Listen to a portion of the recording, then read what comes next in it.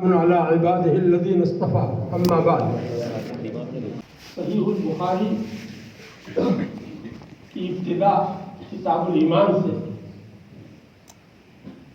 اس لیے کی تھی تاکہ اس کے بعد جتنی بھی حدیثیں آئیں گی پوری کتاب میں ان سب کا دار و مدار ایمان پر ہے. ایمان کے بعد ہی وہ سارے اعمال اللہ تعالیٰ کے ہاں قبول ہوتے ہیں. ایمان سارے اعمال صالحہ کی قبولیت کے لیے شرط ہے. اس لیے امام بخاری رحمۃ اللہ علیہ نے سب سے پہلے کتاب الایمان قائم کی تھی اور آخر میں کتاب التوحید قائم کی ہے. توحید ایمان کا جزو اعظم ہے. ایمان کا بہت بڑا جزو ہے. اس کو آخر میں لا کر یہ بتانا چاہتے ہیں کہ درمیان میں جتنی حدیثیں آپ نے پڑھی اور ان میں جن اعمال کا ذکر آیا کرنے کے یا بچنے کی باتیں جو آئی ان سب کے معتبر ہونے کے لیے آخر تک ایمان کو قائم رکھنا ضروری ہے. توحید ایمان کا جزو اعظم ہے. یہ لا کر کے یہ کہنا چاہتے ہیں کہ ایمان پر اگر خاتمہ ہوا تو ہی ساری زندگی بھر کے نیک اعمال اللہ تعالیٰ کے یہاں قبول ہوں گے، ورنہ سارے اعمال قبول نہیں ہوں گے. یہ دو کتابیں جو شروع کی اور آخر کی جو آئے ہیں اس کی وجہ یہ ہے.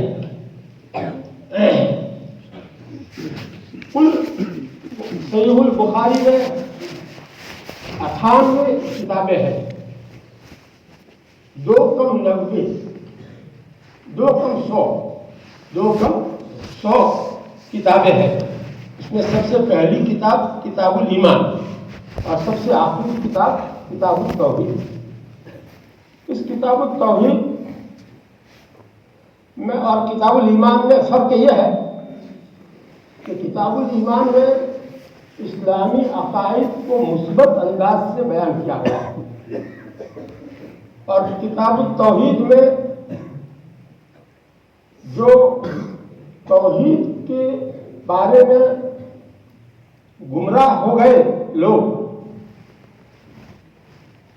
اور توحید کو صحیح سمجھ نہیں پائے، توحید کو سمجھنے میں ان سے بہت بڑی گمراہی ہو گئی، ایسے فرقوں کا رد کرنے کے لیے کہ ان کا اس طرح سے توحید کو ماننا صحیح نہیں ہے.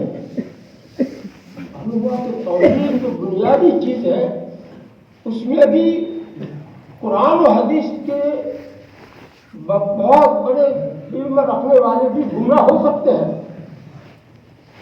صحیح توحید کو نہ سمجھ سکے تو اس کی وجہ سے گمراہ ہو گئے. کتنی اہم بات ہے. اس آخر میں کتاب التوحید کو لا کر کے امام بخاری رحمۃ اللہ علیہ یہ کہنا چاہتے ہیں کہ کتنے فرقے اسلام کے اندر گمراہ ہوئے ہیں توحید کا مفہوم صحیح نہ سمجھنے کی وجہ سے. اس لیے توحید کا صحیح مفہوم قرآن و حدیث کی روشنی میں اہل سنت والجماعت نے جو سمجھا ہے اس کو احادیث کے ذریعے قرآن کی آیتوں کے ذریعے سے بیان کیا ہے اس کتاب التوحید میں. توحید ذات کے اعتبار سے بھی کہ اللہ تعالیٰ کی ذات کی جیسی دوسری کوئی ذات نہیں ہے. صفات کے اعتبار سے بھی توحید کہ جو صفات اللہ تعالیٰ کے اندر ہے وہ کسی میں نہیں ہے. تو توحید ذاتی اور توحید صفاتی. پھر توحید صفاتی میں 2 قسمیں ہیں. ایک صفات ذات اور ایک صفات افعال، یعنی اللہ تعالیٰ کی ذات سے تعلق رکھنے والی جو صفات ہے وہ بھی تنہا اللہ ہی کے اندر ہے اور دوسرے کسی میں نہیں ہے. اور اللہ تعالیٰ کے جو افعال ہیں یہ افعال بھی اللہ تعالیٰ کے ساتھ خاص ہے. کسی دوسرے میں وہ اس میں سے کوئی بھی فعل نہیں پایا جاتا ہے. تو توحید صفاتی بھی بیان کی ہے، توحید ذاتی، توحید صفاتی ذات کے اعتبار سے بھی بیان کی ہے اور توحید صفاتی افعال کے اعتبار سے بھی بیان کی ہے. اس اخیری بات میں توحید افعال کو بیان کیا ہے. اس آخری باب میں جو مسئلہ بیان کیا ہے قرآن کی آیت اور حدیث لا کر کے، وہ مسئلہ ہے وزن اعمال کا اور ایمان بالمیزان کا. ایمان بالمیزان یعنی ترازو، قیامت کے دن اللہ تعالیٰ بندوں کے اعمال کو تولنے کے لیے جو قائم کریں گے، یہ حقیقت ہے، اس کے اوپر ایمان لانا ضروری ہے، اس کو دل سے سچا ماننا ضروری ہے. ایمان کا ایک جز ہے یہ ایمان بالمیزان. میزان کے معنی ترازو، اور اس ترازو سے کیا ہوگا؟ اعمال تولے جائیں گے، اقوال تولے جائیں گے. یہ مسئلہ اہل سنت والجماعت کے نزدیک محقق ہے، قرآن و حدیث سے اس کا صاف طور پر ثبوت ہے. سورہ اعراف میں اللہ تعالیٰ فرماتے ہیں وَالْوَزْنُ يَوْمَئِذٍ الْحَقُّ، اور اعمال کو تولنا قیامت کے دن ہو کر رہے گا. وَالْوَزْنُ قَائِمٌ یومئذ، یہ مبتدا خبر ہے. والوزن مبتدا اور قائم یومئذ اس کی خبر ہے. ایک جملہ یہ ہو گیا. آگے الحق جو آیا ہے اس کا مبتدا محذوف ہے. وہو الحق، اور وہ اعمال کو تولنا حق ہے، حقیقت رکھتا ہے. قرآن میں اللہ تعالیٰ ایسے الفاظ کے ساتھ جس بات کو بیان فرما رہے ہو اس کو دل سے سچا ماننا ایمان کے لیے ضروری ہے.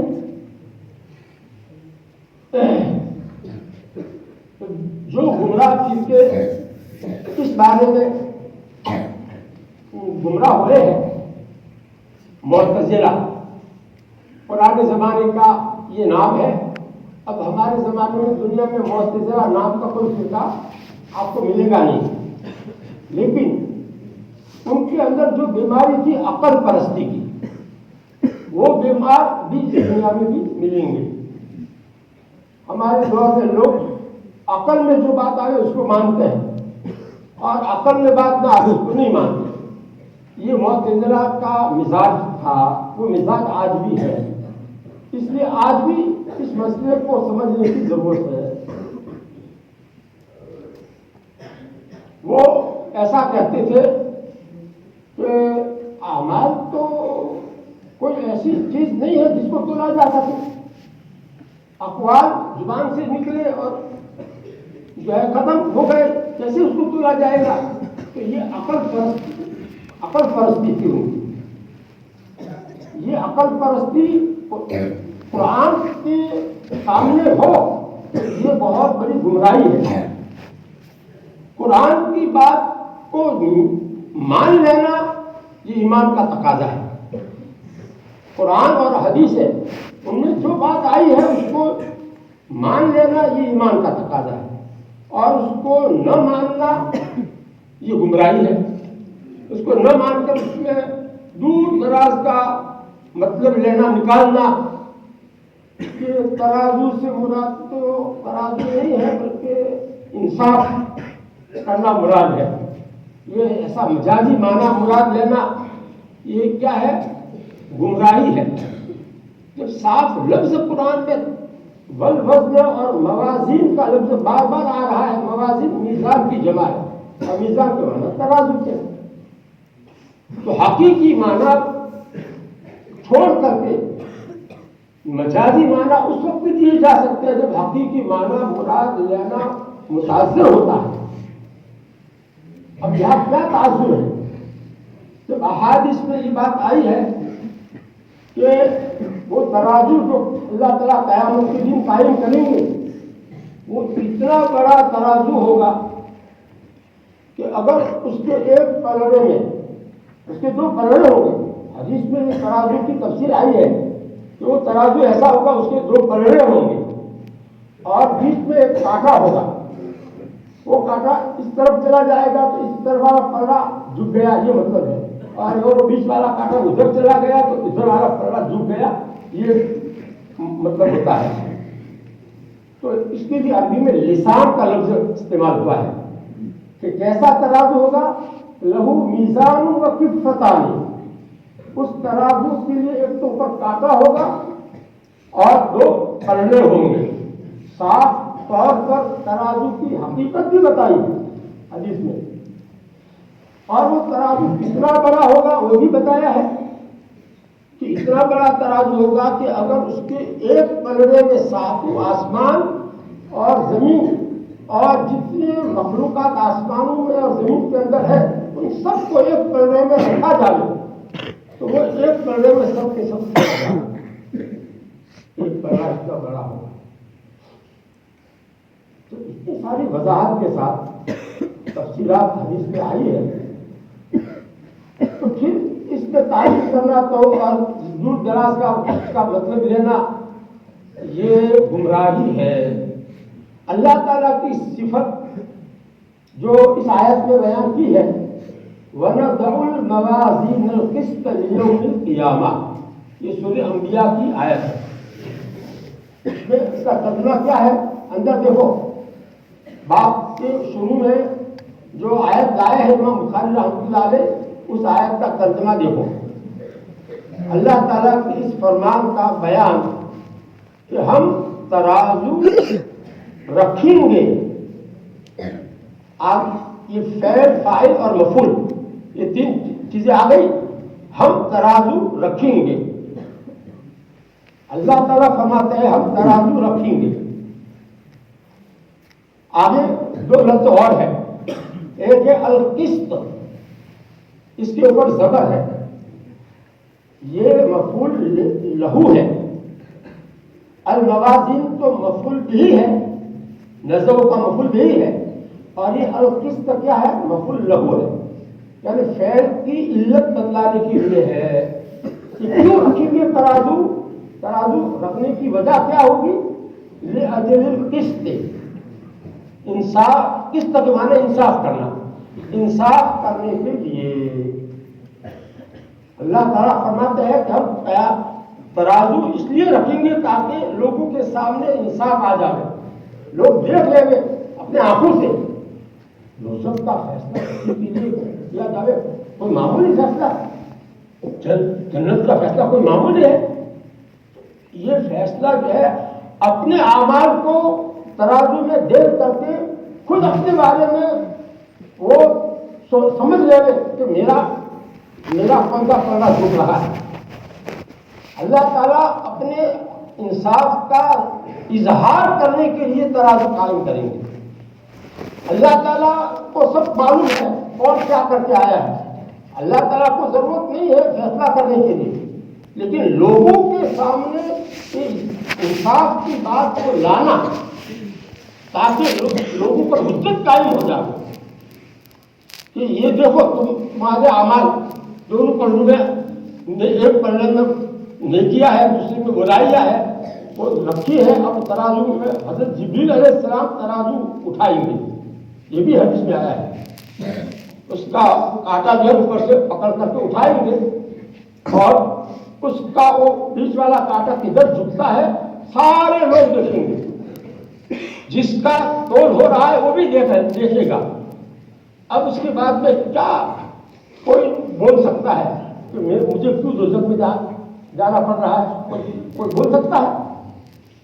بہرحال یہ اس لیے ترازو قائم کرنا اس لیے ہوگا، ورنہ اللہ تعالیٰ جمع کا سگا لا کر، ورنہ تو واحد کا سگا نہیں. وہی قرآن پاک میں اللہ تعالیٰ نے اپنے لیے واحد کا سگا بھی استعمال کیا، اس لیے کہ اللہ تعالیٰ ایک ہے، لیکن کہیں جمع کا سگا بھی استعمال کرتے ہیں، اور یہ جمع کا سگا عظمت کو ظاہر کرنے کے لیے استعمال کرتے ہیں. یہ عظمت ظاہر کرنے کا موقع ہے. ہم ترازو رکھیں گے انصاف کو ظاہر کرنے کے لیے. آگے کی اخیری لفظ ہے لیوم القیامہ. یہ ترازو کب رکھیں گے؟ قیامت کے دن میں رکھیں گے. لام بمانا فی کے ہے، فی یوم القیامہ. حروف جات ایک دوسرے کی جگہ پر استعمال ہوتے ہیں. تو قیامت کے دن میں ہوگا. ابھی تم کو نظر نہیں آئے گا، وہ ترازو اتنا بڑا یہاں تم کو تھوڑی نظر آئے گا، یہ غیب کی چیز ہے. ترازو کو رکھنے والے ہم ہیں، یہ ہمارا فعل ہے، دوسرا کوئی یہ فعل نہیں کر سکتا ہے. اس میں اللہ تعالیٰ اپنی عظمت بھی ظاہر کر رہے ہیں، ترازو کی عظمت بھی ظاہر کر رہے ہیں. اور قیامت کے دن جو بڑا خوفناک ہوگا اس کا منظر کھینچ رہے ہیں اس جملے میں کہ ترازو اس لیے رکھیں گے تاکہ سب کے سامنے انصاف آ جائے. یہ آیت کا میں نے ترجمہ کیا. اب آگے قرآن پاک میں اور جگہ اور آیات کے اندر بھی یہ ترازو میں جو تولے جائیں گے اس کا ذکر آیا ہے. اس کے علاوہ تین صورتوں میں اس کا ذکر آیا ہے. یہ سورہ انبیاء کی آیت تھی. سورہ اعراف میں بھی اس کا ذکر ہے، سورہ مومنون میں بھی ذکر ہے، سورہ القاریات کے اندر بھی ذکر ہے. اس کی آیتیں اس میں پڑھتا ہوں. سورہ اعراف میں اس طرح سے ہے والوزن یومئذ الحق فمن ثقلت موازینہ فاولئک هم المفلحون. ذرا غور کرو، اس میں فا ہے. جب تول ہوگا قیامت کے دن اعمال کا تو اس کے بعد پھر نتیجہ کیا ہوگا اس کو بیان کیا ہے فا کے ذریعے. پھر فا کا ترجمہ کریں گے. پھر جس کے تولے ہوئے اعمال نیک اعمال بھاری ہوں گے فمن ثقلت موازینہ. یہاں موازین کا ترجمہ تفسیر مظہری میں موضوعات سے کیا ہے، اس میں مفعول کے معنی میں لے کر جس کے تولے ہوئے نیک اعمال بھاری ہوں گے تو ایسے لوگ ہی کامیاب ہوں گے. اولئک هم المفلحون. حسن ہے اس کے اندر دو طرح سے حسن ہے. مطلق کوئی دونوں معنی تھا اس میں بھی اور اس میں ہوں زمین حسن کے ذریعے سے بھی. یہ کتنا اہم حکم اور انجام اور نتیجہ اللہ تعالیٰ بتا رہے ہیں. ہم لوگوں کو کے دل میں فکر ڈالنے کے لیے قیامت کے دن کا منظر کیسا کھینچ رہے ہیں. اولئک هم المفلحون. اور آگے اس کے مقابل دوسری صورت بتائیے ومن خفت موازینہ. اور جس کے تولے ہوئے نیک اعمال ہلکے ہوں گے ان کا نیک اعمال کا جو پلڑا ہے وہ اوپر کو اٹھ جائے گا اور برائیوں کا پلڑا نیچے جائے گا. تو یہ اس کا ان کا کیا حال ہوگا. اولئک الذین خسروا انفسهم. یہ لوگ وہی ہیں جنہوں نے اپنی ذاتوں کو نقصان میں ڈال دیا. خود انہوں نے اپنی ذاتوں کو نقصان میں ڈالا. اللہ تعالیٰ نے نہیں ڈالا، ترازو نے نہیں ڈالا، جبریل نے نہیں ڈالا. خود انہوں نے اپنی ذاتوں کو نقصان میں ڈالا. نیک اعمال انہوں نے کم کیے اور برے اعمال زیادہ کیے. تو یہاں اس کا ظہور ہو گیا. آگے اس کی وجہ بتائی ہے کیوں انہوں نے اپنے آپ کو نقصان میں ڈالا ہے. بما كانوا بآياتنا يظلمون. اس وجہ سے انہوں نے اپنے آپ کو نقصان میں ڈالا کہ وہ ہماری آیتوں کی حق تلفی کرتے ہیں. ہم نے اس کے جو آیات اتاری تھی قرآن کی اس کو نہیں مانتے یا اس کو پورے یقین کے ساتھ نہیں مانتے تھے یا اس کے اوپر پورا عمل نہیں کرتے تھے تو ہماری آیتوں کا حق جو ہے وہ ادا نہیں کرتے تھے، اس بنا پر انہوں نے اپنے آپ کو نقصان میں ڈال دیا۔ یہ تو سورہ اعراف کی آیت کا ترجمہ کیا گیا۔ اسی طرح کا مضمون سورہ مومنون کے اندر بھی آیا، صرف آخر کا ایک لفظ بدلا ہوا ہے۔ آخر کا لفظ فی جہنم خالدون ہے کہ یہ لوگ جن کے نیک اعمال کا پلہ ہلکا ہوگا وہ انہوں نے اپنے آپ کو نقصان میں ڈال دیں گے اور پھر وہ جہنم میں ہمیشہ رہیں گے۔ فی جہنم خالدون، ظاہر ہے کہ یہ کفار کا حال ہے جو ہمیشہ دوزخ میں رہیں گے۔ تو معلوم ہوا کہ اللہ تعالیٰ کی آیات کو بالکل نہ مانے تو ایسا آدمی تو کافر ہے، تو وہ تو پھر جو ہے دوزخ میں ہمیشہ رہے گا۔ قرآن پاک میں عام طور پر دو جماعتوں کا حق اللہ تعالیٰ بیان کرتے ہیں، مومنین کاملین کا اور کفار کا۔ بیچ کی جو مومنین گنہگار ہے ان کا حق بیان نہیں کرتے، حدیث میں ان کا حق بیان کیا گیا ہے، لیکن قرآن نے اس کا اللہ تعالیٰ نے اسے سکوت فرمایا ہے۔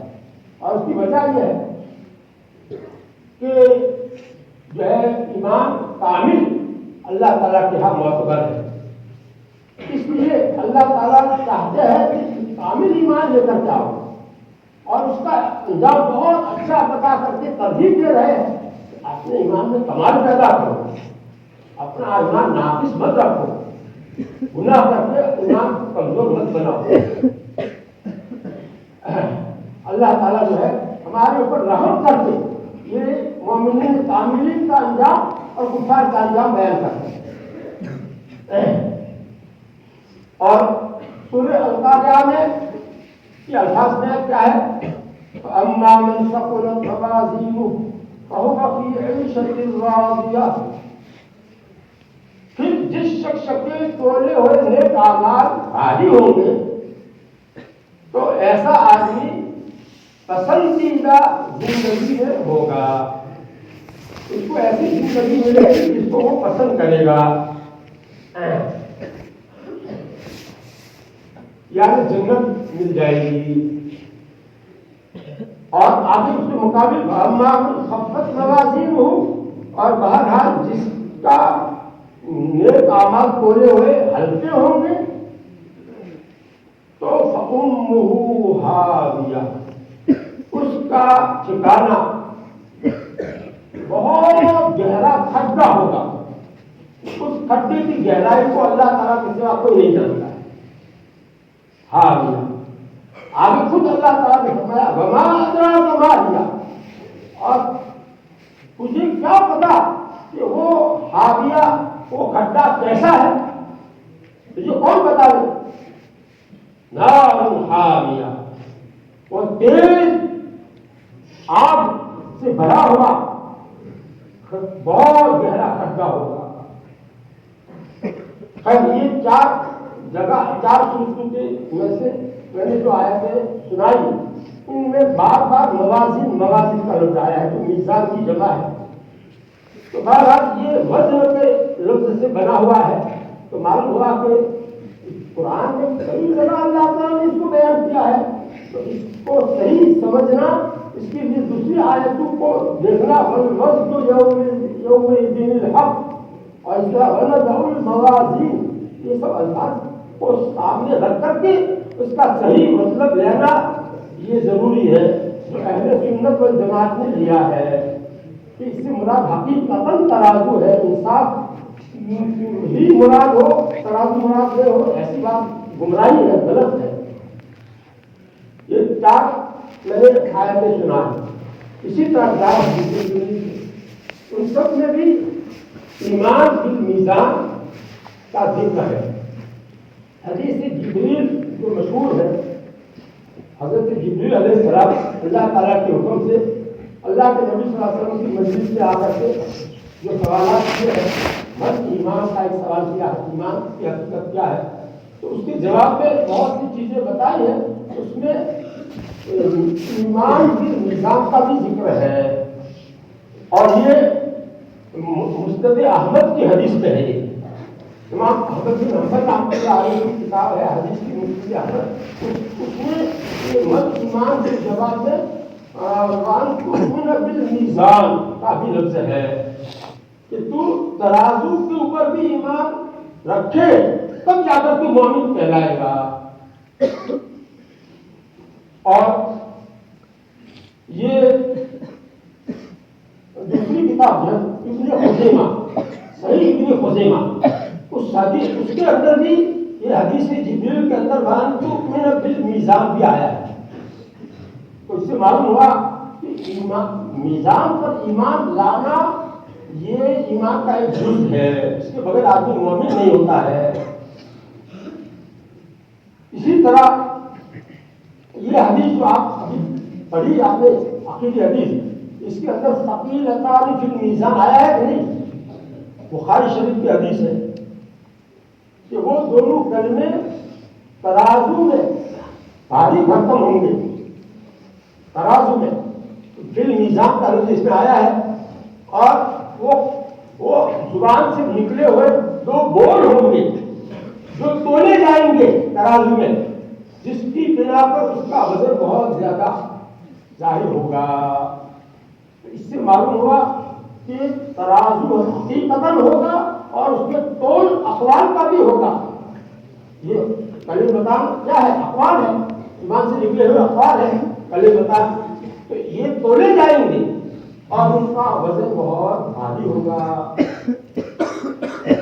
تیسری حدیث یہ ترمذی اور ابو داؤد دونوں کے اندر ہے، اس میں یہ الفاظ ہے ما من شیء اثقل فی المیزان من حسن خلق، کہ ترازو میں سب سے زیادہ وزندار چیز اچھے اخلاق ہوں گے. سب سے زیادہ وزن کس کا ہوگا؟ اچھے اخلاق. دیکھو یہ حدیث جو ہے ایک طرف یہ بات بتا رہی ہے کہ حقیقتاً ترازو ہوگا اور اس میں اخلاق بھی تولے جائیں گے، دوسری طرف یہ بھی بتا رہی ہے کہ ہمیں اچھے اخلاق اپنانے ضروری ہے تاکہ ہمارا ترازو نیکیوں کا جو ہے بھاری ہو جائے. یہ دو کلمے جو ہے وہ زیادہ سے زیادہ زبان سے ادا کرنا، سبحان اللہ و بحمدہ سبحان اللہ العظیم، کیونکہ اس کا بھی وزن بہت زیادہ ہوگا. اس کو بھی روزانہ 100 مرتبہ کم سے کم ایک تسبیح پڑھ لینے کا معمول بنا دینا چاہیے. اس کی ترغیب بھی ہے، اس میں ترغیب بھی ہے اور حقیقت بھی ظاہر کی ہے کہ یہ ترازو میں ان کو تولا جائے گا. اور چوتھی حدیث ہے، اس کے الفاظ یہ ہے توزع الموازین یوم القیامہ، قیامت کے دن رکھے جائیں گے تولنے کی چیزیں، ترازو میں رکھی جائے گی. فتوزن الحسنات والسیئات، بس تولی جائے گی نیکیاں اور برائیاں، تولی جائے گی نیکیاں اور برائیاں. اس سے معلوم ہوا کہ باقاعدہ ترازو ہوگا اور اس کے اندر یہ نیکیاں اور برائیاں تولی جائے گی. اور پھر اس کا انجام کیا ہوگا؟ وہ اس بخاری شریف کی شرح صحیح یہ فتح الباری بہت مشہور شرح حافظ ابن حجر عسقلانی کی. یہ جو ہے ہمارے پاس جو ہے نسخہ، اس میں کون سی جلد ہے؟ 70 کی جلد ہے، آخری جلد ہے، 17 جلدیں ایسی ایسی اس بخاری شریف کی شرح میں حافظ ابن حجر نے جو فتح الباری کی شرح لکھی ہے ایسی ایسی 17 جلدیں. اس میں یہ آخری جلد ہے 70ویں. اس کے اندر ایک حدیث لکھی ہے کہ جب نیکیاں اور برائیاں تولی جائیں گی تو اس کا انجام کیا ہوگا. دیکھو ہم اپنے بارے میں سوچیں اس حدیث کو کہ میرا اس وقت کیا ہوگا. حضرت جابر رضی اللہ عنہ کی حدیث ہے اور رفعہ یعنی مرفوع حدیث ہے. اللہ کے نبی صلی اللہ علیہ وسلم کا ارشاد کو نقل کرتے ہیں، کیا کہتے ہیں کہ توزع الموازین یوم القیامہ، تولنے کی چیزیں رکھی جائے گی ترازو میں قیامت کے دن، چنانچہ نیکیاں اور برائیاں تولی جائے گی. وہی الفاظ ہے فتوزن الحسنات والسیئات. اس کے بعد آگے کے الفاظ مجھے سنانے ہیں. آگے کے الفاظ کیا ہے؟ فمن رجحت حسناته على سیئاته مثقال حبۃ دخل الجنہ. بس جس کی نیکیاں اس کی برائیوں پر غالب رہے گی ایک دانے کے برابر، مثقال حبۃ، ایک دانے کے برابر، تو ایسا آدمی جنت میں داخل ہوگا. یعنی وہ ترازو اتنا انصاف کرنے والا ہوگا کہ ایک دانے کی کا بھی فرق بتائے گا. ایک چھوٹی سی نیکی کی ہوگی تو اس کا بھی وہ اس کی وجہ سے نیکی کے پڑھنے میں وہ جھک جائے گا. نیکی کا پڑھا برائیوں دونوں برابر ہو گئے، اس کے بعد ایک نیکی جو اس میں رکھی اس کی وجہ سے وہ نیکی کا پڑھا جھک گئے.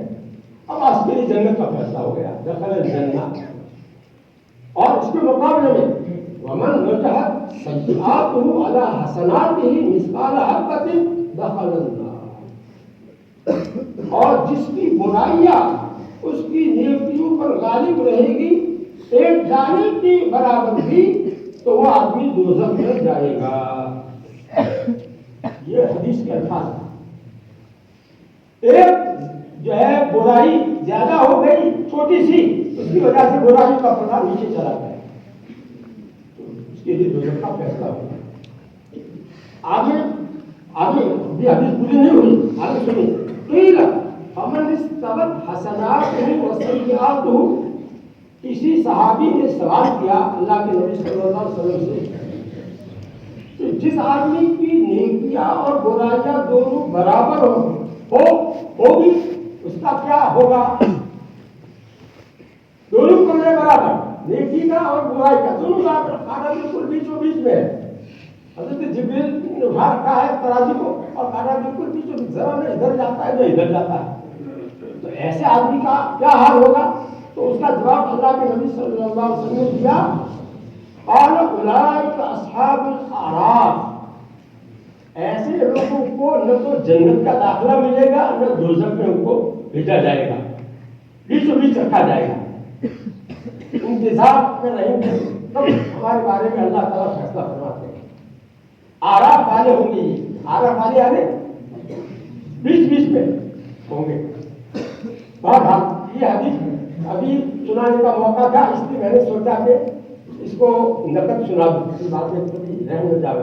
بہت اہم حدیث تھی، اس لیے ہمارے دلوں کو توقل نہ کرنے والی حدیث ہے. اگر کوئی آدمی شعور کے ساتھ سمجھداری کے ساتھ اس حدیث کو سنے سمجھے تو اس کی زندگی بدل جائے، فکر لگ جائے کہ میرا کیا ہوگا، میں نیکی اچھا کروں اور گناہ ہو رہے ہیں اسے سب چیز کو کروں تاکہ وہ معاف ہو جائے، میرا نیکی کا پلڑا جھک جائے، یہ فکر لگ جائے گی.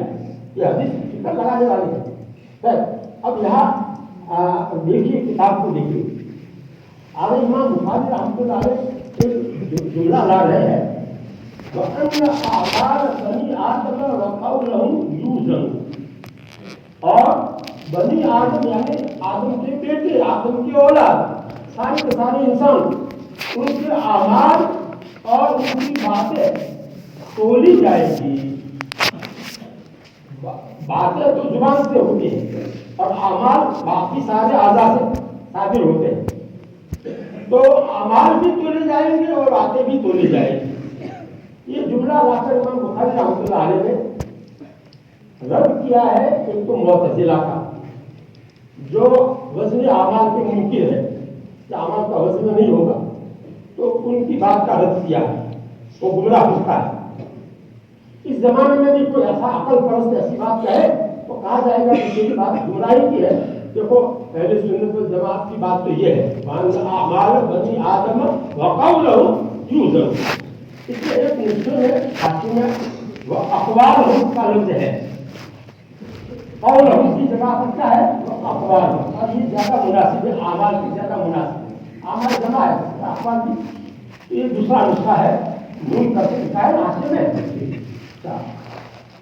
دوسرا امام بخاری رحمۃ اللہ علیہ یہ جملہ لا کر کے رد کر رہے ہیں ان لوگوں پر جو لوگ معتزلہ کی باتوں سے متاثر ہو کر ان عقل پرستوں کی باتوں میں آ کر یہ کہنے لگے کہ اعمال نہیں تولے جائیں گے۔ ٹھیک ہے تمہاری بات، اعمال نامے تولے جائیں گے۔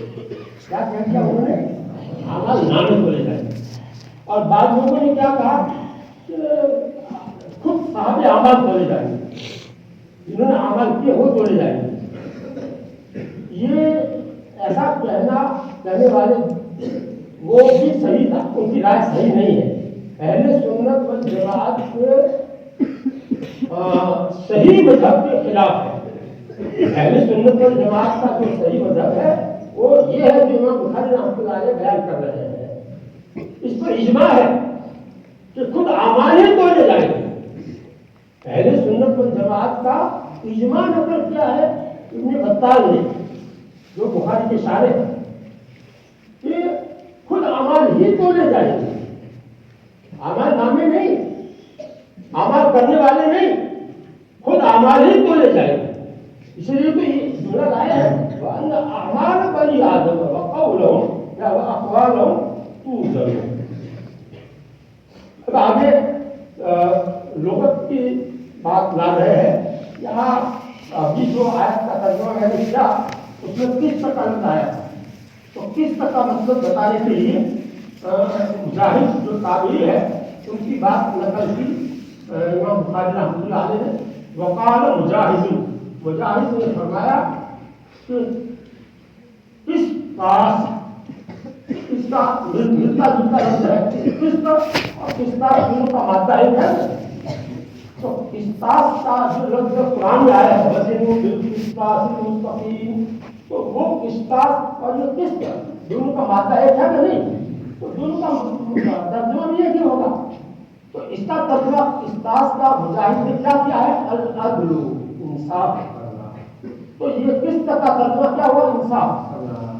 میں نے یہ ترجمہ کیا تھا کہ انصاف کرنے کے لیے ہم ترازو رکھیں گے قیامت کے دن۔ رومیہ یعنی یہ قسطاس کا لفظ رومی زبان کا ہے جو عربی میں استعمال ہوا ہے اور اس کے معنی انصاف کے ہیں۔ آگے وَيُقَالُ سے دوسری بات کہہ رہے ہیں، وَيُقَالُ الْقِسْطُ مَصْدَرُ الْمُقْسِطِ، اور کہیں جاتی ہے یہ بات کہ یہ قسط کا جو لفظ ہے وہ مقسط کا مصدر ہے۔ اب یہاں ہمیں اشکال ہوگا کہ مقسط کا مصدر تو ساتھ آتا ہے، باقی افعال سے ہے، اور مقسط اسم فاعل ہے تو اس کا مصدر تو ساتھ آتا ہے۔ یہ قسط تو مجرد میں ہے، مجرد کا مصدر ہے۔ تو یہ کہنا یہ نہیں چاہتے جو ہم سمجھے، ایسا نہیں کہنا چاہتے، بلکہ اس مصدر کا ترجمہ یہاں پر کیا ہے؟ جائز صدور۔ یوں ترجمہ کریں گے کہ یہ قسط کا لفظ مقسط کا جائز صدور ہے، یعنی مقسط کا جو لفظ ہے جس کے معنی انصاف کرنے والا، تو وہ کہاں سے نکلا ہے؟ اس کا مادہ کیا ہے؟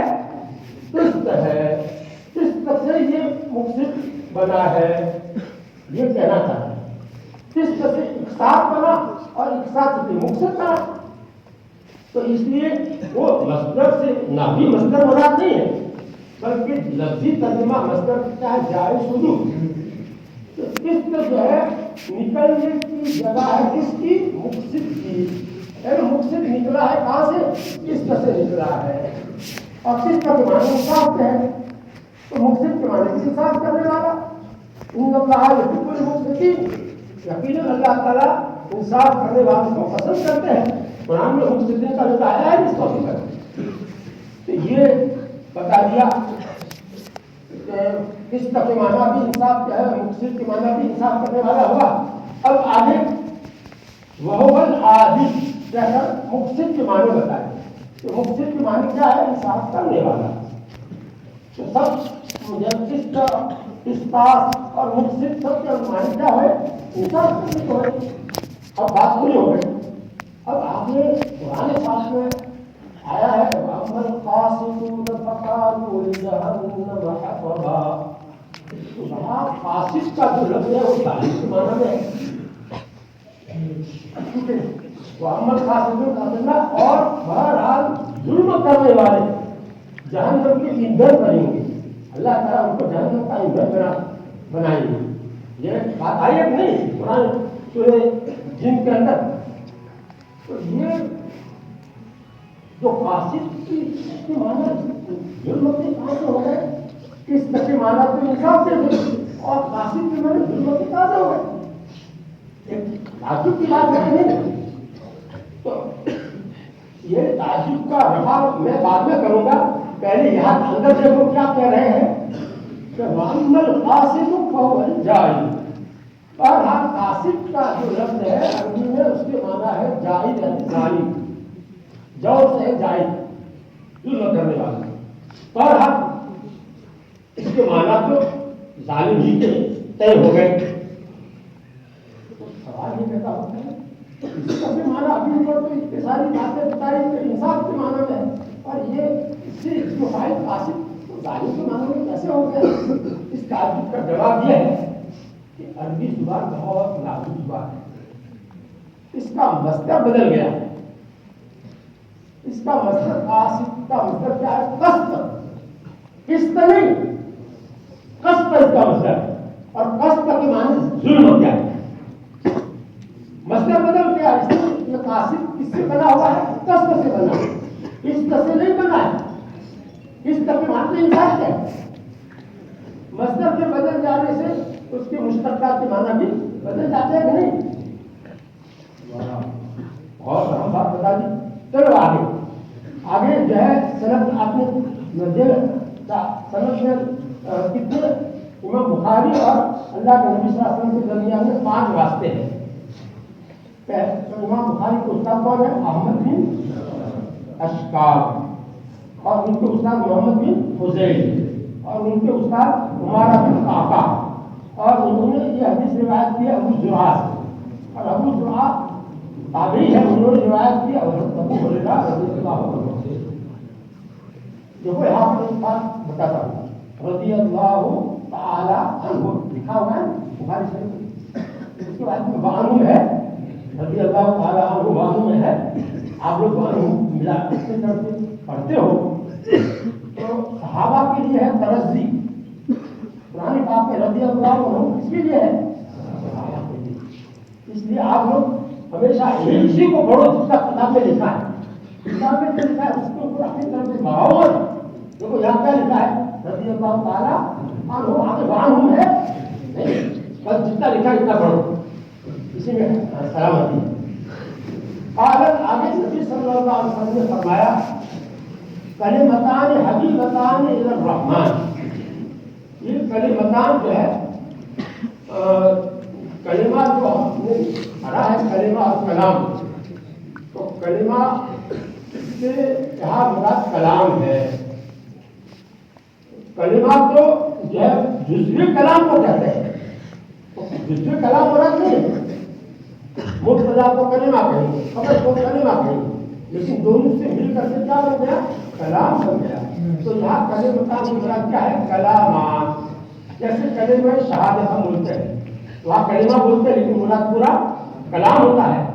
اسی طرح سے یہاں اب اس حدیث کا ترجمہ سننے سے پہلے ایک بات سمجھ لو کہ اس میں خبر مقدم ہے اور مبتدا مؤخر ہے. اور خبر جو ہے شروع میں جو لائے ہے حالانکہ عام طور پر مبتدا پہلے آتا ہے بعد میں آتی ہے. لیکن جب اس کا الٹا کرتے ہیں خبر کو پہلے لے آتے ہیں تو اس کی کوئی خاص وجہ ہونی چاہیے. اس کی وجہ یہاں یہ ہے کہ اس میں خبر میں ایسی صفات بیان کیے گئے ہیں کلمتان کی 3 صفتیں جو شوق پیدا کرتی ہے کہ ان آنے والے کلمات کو ہم پڑھیں, زیادہ سے زیادہ پڑھیں. اس کا شوق پیدا کرنے والی صفات ہے. اس سے پہلے خبر کو لا کر کے شوق پیدا کرنا مقصد ہے. یہ کلمات دونوں کلمے جو ہے بہت بڑی فضیلت والے ہیں. اس کی فضیلت اور اس کا فائدہ تم پہلے سنو تاکہ شوق پیدا ہو ہے کون سے کہ جس کی اتنی بڑی فضیلت ہے اتنی بڑی اس کے فائدے ہیں. تو شوق پیدا کرنے کے لیے پہلے خبر لائے ہیں, مبتدا بعد میں لا رہے ہیں. دیکھ لو کلمتان سے شروع ہو رہا ہے, خبر شروع ہو رہی ہے اور یہ موصوف ہے. اس کی صفت ہے, پہلی صفت ہے حبیبتان الی الرحمن, دوسری صفت ہے خفیفتان علی اللسان اور تیسری صفت ہے ثقیلتان فی المیزان. یہ موصوف اپنے 3 صفتوں سے مل کر خبر مقدم ہے. اس کے بعد میں مبتدا کہا ہے, مبتدا ہے سبحان اللہ وبحمدہ سبحان اللہ العظیم, یہ مبتدا. اب اس کو سامنے, اس ترکیب کو سامنے رکھتے ہوئے ترجمہ سنو. ایسے 2 کلام جو رحمان کو پیارے ہیں اور زبان پر ہلکے پھلکے ہیں اور ترازو میں بھاری بھرکم ہے, وہ 2 کلام سبحان اللہ وبحمدہ سبحان اللہ العظیم ہے.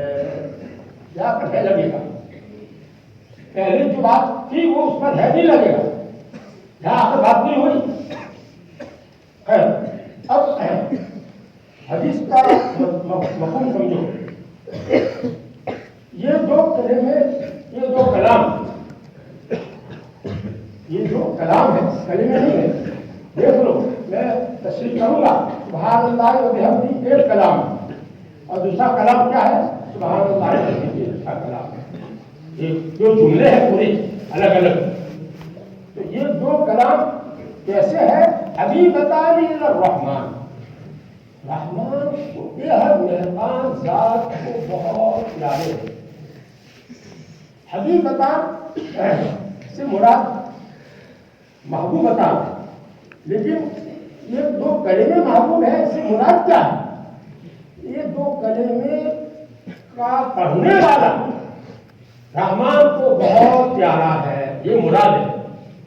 یہ 2 کلمے رحمان کو پیارے ہیں, یعنی اس کا پڑھنے والا آدمی رحمان کو بہت پیارا ہے, یہ مراد ہے.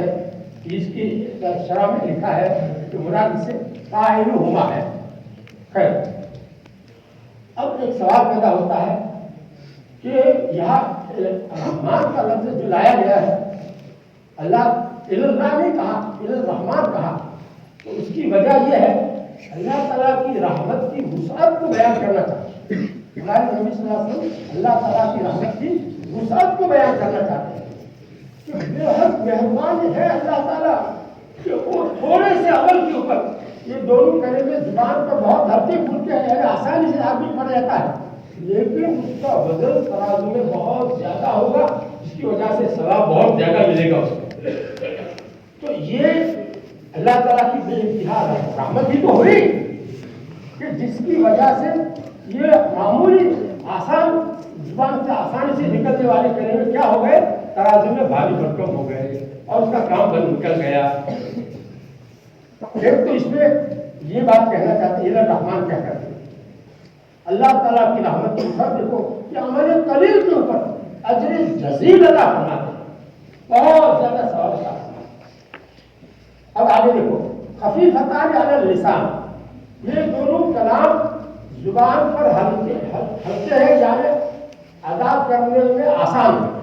ہلکے ہیں یعنی ادا کرنے میں بہت آسان ہے. دیکھو ادا کر کے دیکھ لو کتنا آسان ہے. تیسری صفت کیا لائے, ثقیلتان فی المیزان, ترازو. یہ ترجمہ بات اس سے ثابت ہو رہا ہے ترازو ہے, اس میں اس کو تولا جائے گا تو اس کا وزن بہت زیادہ ہوگا. یہ 3 صفت سے مرکب ہے, ترغیب دینے والی ہے کہ یہ 2 کلام یعنی سبحان اللہ وبحمدہ سبحان اللہ العظیم کو تم کثرت سے پڑھو, اس لیے کہ یہ رحمان کے نزدیک تم محبوب ہو جاؤ گے اور پڑھنے میں تم کو بوجھ نہیں, آسانی سے, اور قیامت کے دن اس کا وزن ظاہر ہوگا, تمہارا کام بن جائے گا. اب یہ 2 کلموں کا مطلب سمجھو. پہلا کلام ہے سبحان اللہ وبحمدہ, یہ بھاؤ کیسا ہے بیچ میں، اور یہ پورا ایک جملہ کیسے بنتا ہے کہ بھاؤ حالیہ ہے. اور جب بےحمدی حال واقع ہوا تو یہ پہلے کا جز ہو گیا ہے، تو اس لیے حال اور جلال مل کر کے ایک کلام ہوا. یہ بھاؤ عاطفہ نہیں، بھاؤ حالیہ ہے. کس طرح سے ترجمہ کریں گے؟ سبحان اللہ کا ترجمہ تو کریں گے وسبح اللہ سبحانہ. یہ سبحان مصدر ہے اور اس کی اضافت اللہ کی طرف ہو رہی ہے. اصل میں یہ سبحان وسبح اللہ کا مفعول مطلق تھا سبحان، اور مفعول مطلق نوعی ہے. مفعول مطلق کی 3 قسمیں ہیں.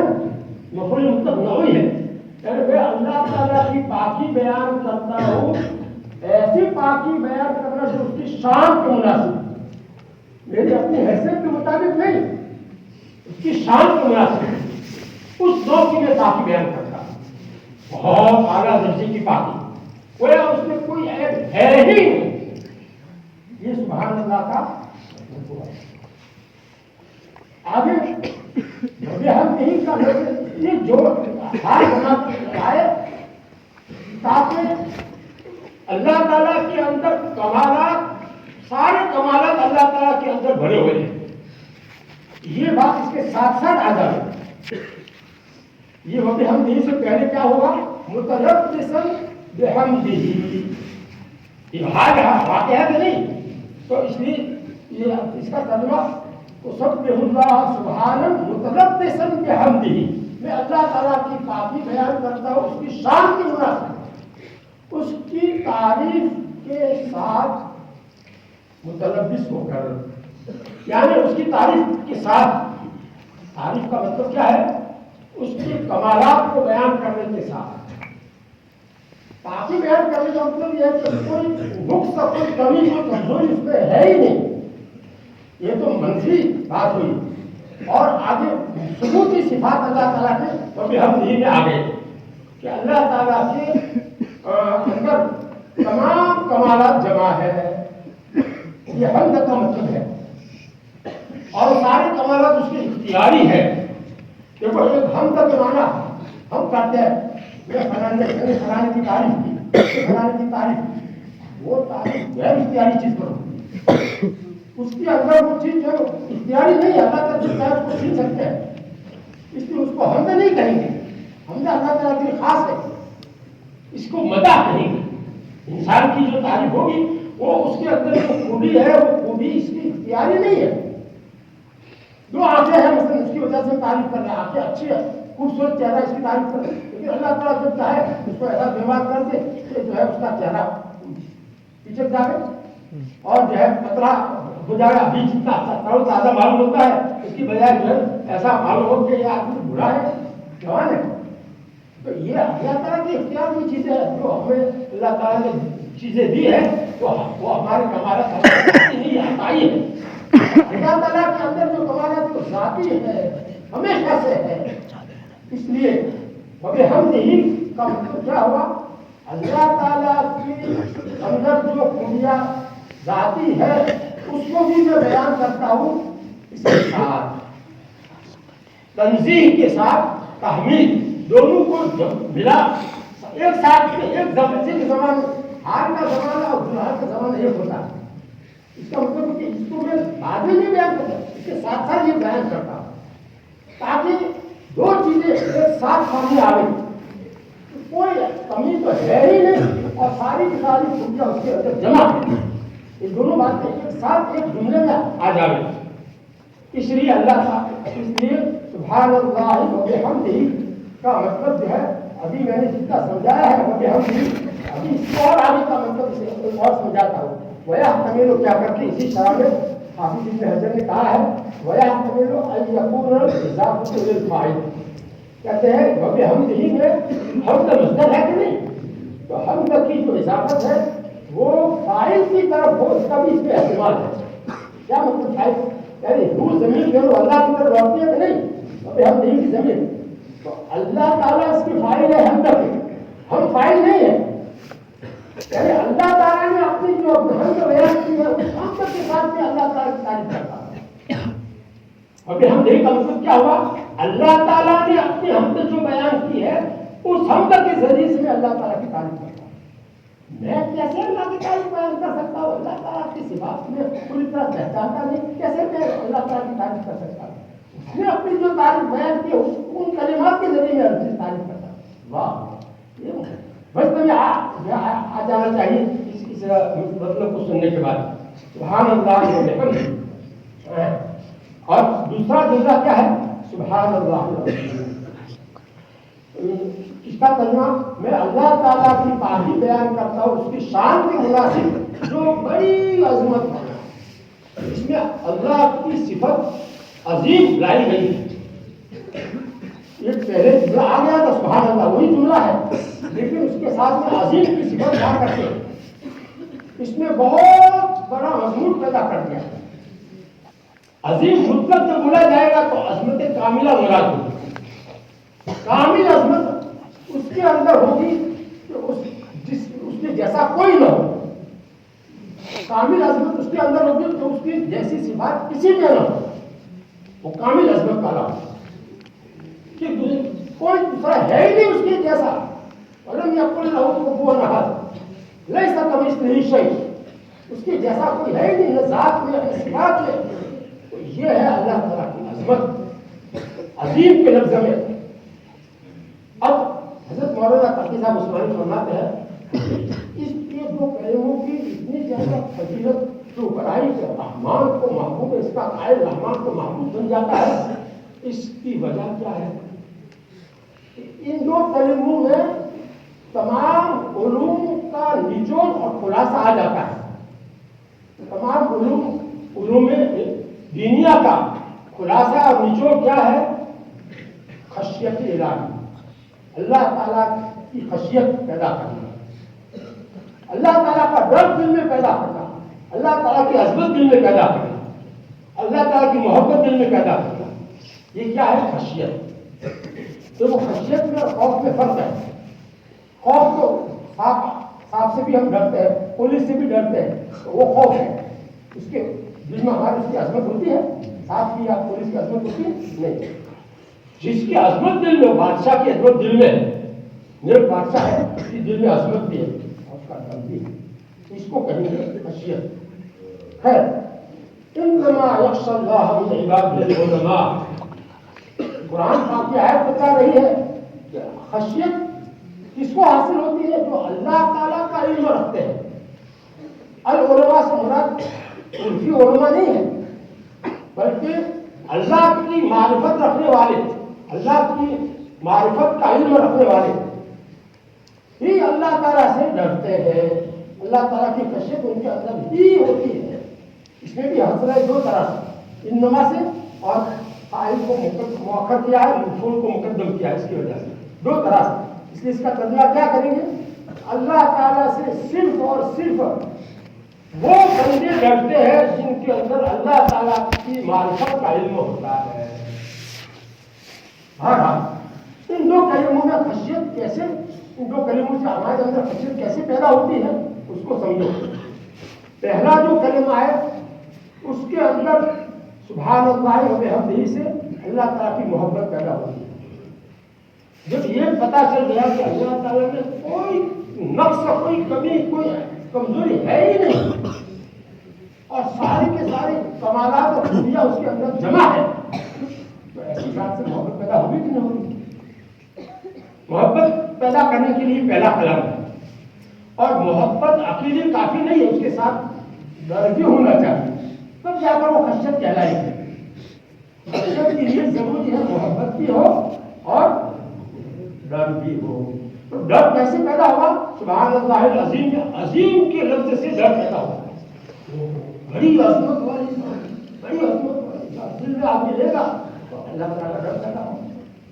تو یہ محبت اور ڈر دو چیزیں ان دو کلام سے پیدا ہو کر کے خشیت پیدا ہو جاتی ہے۔ اور یہ خشیت کیا ہے؟ تمام علوم دنیا کا خلاصہ اور نچوڑ ہے۔ یہ پوری جو تقریر ہوئی اس کا خلاصہ، اس میں سے 3 سبق ہمارے لیے جو ہے خلاصے کے طور پر۔ پہلا سبق تو یہ کہ اعمال تولے جاتے ہیں، تو وزن دیکھا جائے گا، گنے نہیں جائیں گے، اعمال گنے نہیں جائیں گے، تولے جائیں گے. اور تول میں کیا ہوتا ہے؟ وزن ہوتا ہے. تو اعمال کا وزن کیسے پیدا ہو؟ اس کے لیے اخلاص ضروری ہے.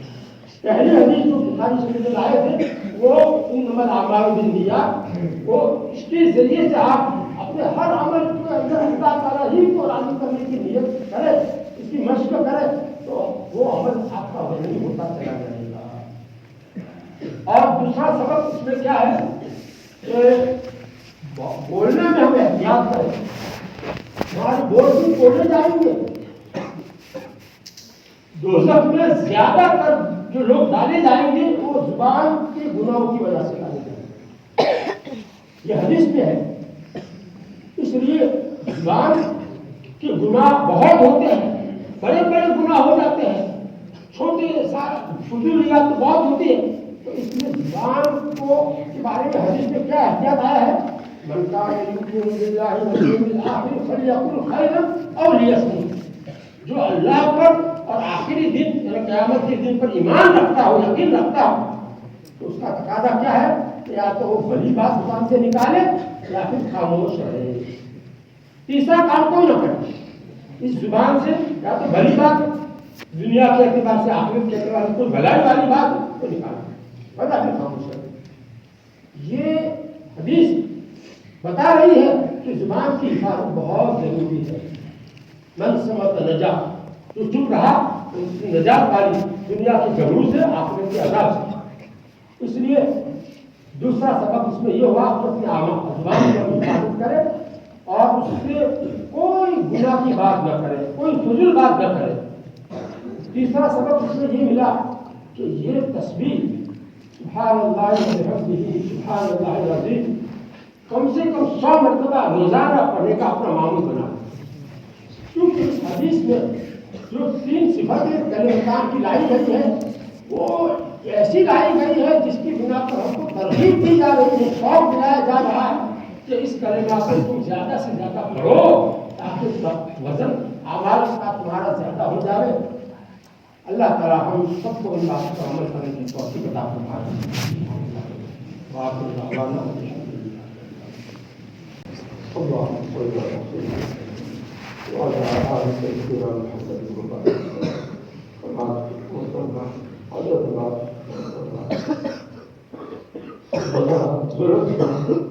ربنا ظلمنا أنفسنا وإن لم تغفر لنا وترحمنا لنكونن من الخاسرين. ربنا ظلمنا أنفسنا وإن لم تغفر لنا وترحمنا لنكونن من الخاسرين. ربنا لا تزغ قلوبنا لا تزغ قلوبنا بعد إذ هديتنا وهب لنا من لدنك رحمة إنك أنت الوهاب. ربنا آتنا في الدنيا حسنة وفي الآخرة حسنة وقنا عذاب النار. ربنا اغفر لي ولوالدي وللمؤمنين يوم يقوم الحساب. ربنا هب لنا من أزواجنا وذرياتنا قرة أعين واجعلنا للمتقين إماما. اللهم إنا نسألك الهدى والتقى والعفاف والغنى. اللهم إنا نسألك علما نافعا ورزقا واسعا وشفاء من كل داء. اللهم إنا نسألك من خير ما سألك منه نبيك سيدنا محمد صلى الله عليه وسلم ونعوذ بك من شر ما استعاذك منه نبيك سيدنا محمد صلى الله عليه وسلم. وأنت المستعان وعليك البلاغ ولا حول ولا قوة إلا بالله. مولانا الكريم ہم سب گنہگار یا اللہ ہماری زندگی کیسی گزری ہے، ہماری جوانی کیسی گزری ہے، یا اللہ آپ جانتے ہیں. کریم آپ ہمیں معاف کر دیجیے، ہمیں معاف کر دیجیے، ہمیں معاف کر دیجیے. یا اللہ وہ ختم بخاری پر دعائیں قبول فرماتے ہیں. اللہ آپ قرآن کی ختم پر بھی دعائیں قبول فرماتے ہیں. اللہ آپ کا پاک کلام بھی ختم ہوا ہے اور بخاری شریف کا بھی ختم ہوا ہے. اللہ دونوں کی تکمیل کی برکت سے اپنے فضل و کرم سے اللہ سب کے گناہوں کو معاف فرما، اللہ کے کرم سے معاف فرما، اپنے فضل سے معاف فرما دے یا اللہ۔ اس مجمع میں معصوم بچے بھی ہوں گے کہ اللہ کے کرم سے ان کی دوپہر میں ہمارے گناہوں کو معاف فرما دے یا اللہ یا اللہ۔ قیامت کا دن حق ہے، اعمال کا تولا جانا حق ہے یا اللہ۔ ہم نے کیسی کیسی اعمال کیے ہیں اور کیسی کیسی زبان سے باتیں گہری بولی ہے آپ کے سامنے ہے، اے کریم آقا ہم سب کو معاف کروا دیجیے اللہ۔ آپ کے سوا کوئی معاف کرنے والا نہیں ہے اللہ، سے معاف فرما دیجیے اللہ، سے معاف فرما دیجیے اللہ۔ ہم آپ کے عذاب کو برداشت نہیں کر سکتے، قبر کے عذاب کو برداشت نہیں کر سکتے، دوزخ کے عذاب کو برداشت نہیں کر سکتے اللہ۔ دنیا کی تکلیف ہم سے برداشت نہیں ہوتی کہ اللہ آخرت کا عذاب ہم کیسے برداشت کریں۔ اے کریم آقا اپنے فضل کرو، ہمیں معاف کر دے اللہ، اپنے فضل سے ہمیں جنت عطا فرما دے اللہ، اپنے فضل سے ہمیں جنت عطا فرما دے اللہ۔ قبر کے عذاب سے، دوزخ کے عذاب سے بچا لیجیے اللہ۔ قبر کے اندھیری کوٹھڑی میں اللہ ایک نئی مخلوق امتحان لینے کے لیے آئے گی اللہ، سب ہم اکیلے ہوں گے اور کوئی ساتھ دینے والا نہیں ہوگا اللہ، ہمارے اعمال ہی ساتھ ہوں گے تو ہمارا کیا ہوگا اللہ۔ حسبی اللہ عند الموت، حسبی اللہ عند المیزان، حسبی اللہ عند السؤال فی القبر، حسبی اللہ عند الصراط یا اللہ۔ اپنے کرم سے اپنے فضل سے ان صراط کو بہت آسانی سے گزار دیجیے اور ترازو میں اعمال نامہ ہمارا نیکی کا ٹھکا دیجیے اللہ۔ آپ کے حبیب کی شفاعت میں نصیب فرمائیے یا اللہ۔ اپنے گناہوں کا اقرار کرتے ہیں اور آپ کے سامنے معافی مانگتے ہیں یا اللہ، اپنے کرم سے ہمیں معاف فرما دیں یا اللہ، معاف کر دیں یا اللہ۔ اے کریم آقا آپ بڑے معاف کرنے والے ہیں، آپ غفار بھی ہے، غفور بھی ہے، غافر الذنب بھی ہے، خیر الغافرین بھی ہے۔ اے مولا یا اللہ، آپ کے کرم سے آپ نے ہمیں آج سے نکالا ہے یا اللہ۔ آپ نے ستاری فرمائی ہے اور اللہ قیامت کے دن بھی ستاری فرمائی ہے اللہ۔ دنیا میں آپ نے اللہ پردہ ڈال کر اللہ عزت بخشی ہے یا اللہ۔ آپ کا کرم، آپ کا فضل ہے یا اللہ۔ قیامت کے دن رسوائی سے ہماری حفاظت فرمائی یا اللہ۔ بنی معافین کے بدلے میں ہمارے نبی کے سامنے یا اللہ ہمیں رسوا رکھی یا اللہ یا اللہ۔ آپ کے اللہ فرما بردار بن کر زندگی گزارنا چاہتے ہیں کہ اللہ ہر نافرمانی سے بچنا چاہتے ہیں، اس کی ہماری بھرپور مدد فرمائیے، اس کی ہماری بھرپور مدد فرمائیے کہ اللہ ہمارا خاتمہ کمال ایمان کو نصیب فرمائیے، کمال تقویٰ نصیب فرمائیے، کمال اخلاص عطا فرمائیے کہ اللہ۔ اس مدرسے کو قبول فرمائیے، اس مدرسے کی تمام خدمات کو قبول فرمائیے، اس مدرسے کی تمام ضروریات جلد سے پوری فرمائیے اللہ۔ اس مدرسے کو خوب روحانی علمی عملی ترقی عطا فرمائیے اللہ۔ تمام مدارس دنیا کی حفاظت فرمائیے اللہ۔ تمام مساجد کی حفاظت فرمائیے، تمام مقابر کی حفاظت فرمائیے اللہ۔ یہ لوگ کچھ بھی کریں لیکن آپ سب سے زیادہ طاقتور اللہ، آپ ان کی اسکیموں کو فیل کر سکتے ہیں، آپ سب کچھ کر سکتے ہیں۔ ہم نے ان کو آپ کے حوالے کر دیا ہے، آپ ان کو نمٹ دیجیے اللہ۔ ہمارے مسلمانوں کی ایمان کی حفاظت فرمائیے، دین کی حفاظت فرمائیے یا اللہ۔ ہمارے اخلاق کی حفاظت فرمائیے یا اللہ یا اللہ یا اللہ یا اللہ۔ آپ کے سامنے ہمیں کھڑا ہوا ہے، پوری زندگی کا حساب دینا یا اللہ۔ اس کا استعداد اور آپ کا نصیب فرمائیے یا اللہ۔ ہمیں سچی توبہ کی توفیق نصیب فرمائیے، ہمیں سچی توبہ کی توفیق نصیب فرمائیے اللهم آت نفسي تقواها وزكها أنت خير من زكاها أنت وليها ومولاها اللهم إنا نسألك من خير ما سألك منه نبيك سيدنا محمد صلى الله عليه وسلم ونعوذ بك من شر ما استعاذ منه نبيك سيدنا محمد صلى الله عليه وسلم وأنت المستعان وعليك البلاغ ولا حول ولا قوة إلا بالله سبحان ربك رب العزة عما يصفون وسلام على المرسلين والحمد لله رب العالمين برحمتك يا ارحم الراحمين آمين۔